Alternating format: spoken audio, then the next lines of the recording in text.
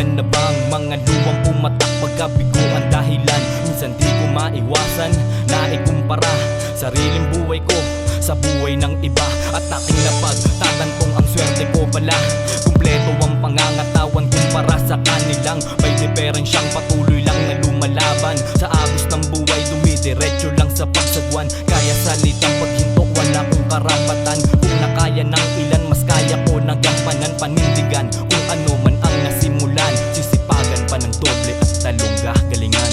Ikaw ang gagawa ng sarili mong daan. Patungo sa iyo, buhay na inaasam. Maniwala ka lang sa iyong kakayanan.